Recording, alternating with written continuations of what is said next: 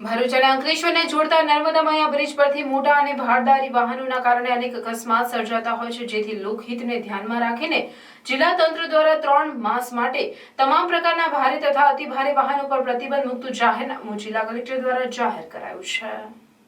ગુજરાત સરકાર દ્વારા 12 જૂન 2021ના રોજ ગોલ્ડન બ્રિજને સમાંતર નવનિર્મિત નર્મદા મૈયા બ્રિજનું લોકાર્પણ કરી સામાન્ય જનતા માટે ખુલ્લો મૂકવામાં આવ્યો હતો। આ બ્રિજ નર્મદા મૈયા બ્રિજ ટ્રાફિકનું ભારણ ઓછું કરવા માટે ઘણો સહાયક છે અને સદર બ્રિજ ખુલ્લો મુકાતા ટ્રાફિકનું ભારણ નહિવત રહેવા પામ્યું હતું, પરંતુ ઘણા સમયથી રાત્રિના સમયે ખાનગી મોટા વાહનો જેવા કે ખાનગી બસ, ટ્રક જેવા ભારે વાહનો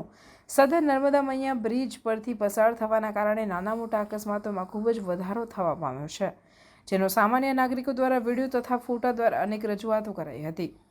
ભારે વાહનોના કારણે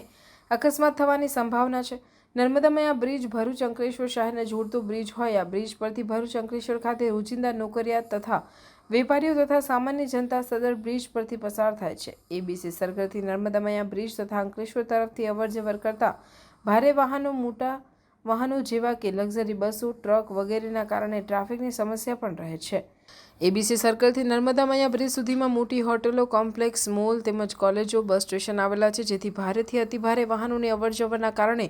જાનહાનિ થવાની પણ પૂરતી સંભાવના રહેલી છે, જેથી નર્મદા મૈયા બ્રિજ ઉપરથી 5 ફેબ્રુઆરી 2024 થી 4 મે 2024 સુધી 3 મહિના માટે તમામ પ્રકારના ભારે તથા અતિભારે વાહનો પર પ્રતિબંધ મૂકતું જાહેરનામું જિલ્લા કલેક્ટર દ્વારા જાહેર કરાયું છે। આ જાહેરનામા આદેશનું ઉલ્લંઘન કરનાર વ્યક્તિઓ સામે ભારતીય ફોજદારી ધારા કલમ 188 અને પોલીસ અધિનિયમ કલમ 131 મુજબ શિક્ષા કરવામાં આવશે।